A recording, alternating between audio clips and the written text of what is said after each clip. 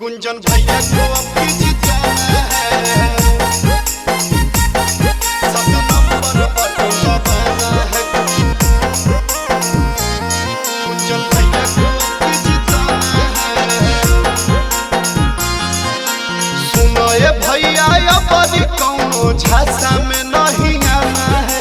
सुनो ये चाची अब कौनो झांसा में नहीं आना है। अलमारी का बटन दबाना है, भैया गुंजन सिंह को जिताना है। 7 नंबर बटन दबाना है, भैया गुंजन को संसद बनाना है।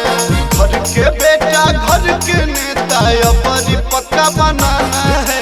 घर के बेटा घर के नेता अपनी पक्का बनाना है। अलमारी का बटन दबाना है, भैया गुंजन सिंह को जिताना है। 7 नंबर बटन दबाना है, भैया गुंजन को संसद बनाना है। गुंजन भैया को अब जिताना है, 7 नंबर बटन दबाना है। गुंजन भैया को अब जिताना है।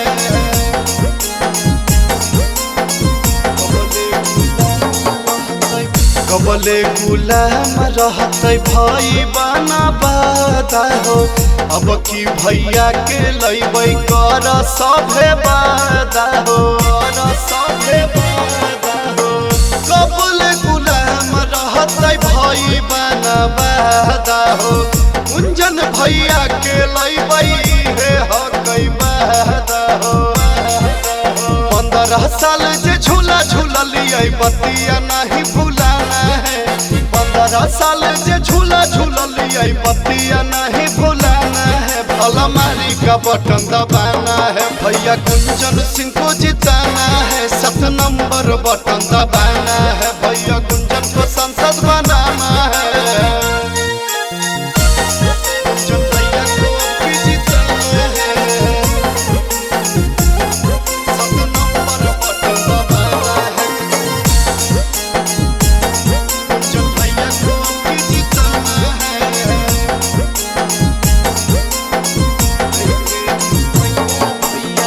देखे रुपैया भैया जई हो ना भूल हो।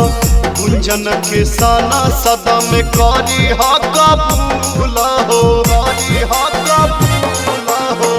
लेके रुपैया भौजी जई हो ना भूल हो। घर के बेटा गुना जन के कली हो कबूल हो। पर तब रोहित अभिषेक के बात नहीं भुलाना है। पर तब रोहित रबिया के बात नहीं भुलाना है। अलमारी का बटन दबाना है, भैया गुंजन सिंह को जिताना है। 7 नंबर बटन दबाना है, भैया गुंजन को संसद बनाना है। गुंजन को संसद बनाना है।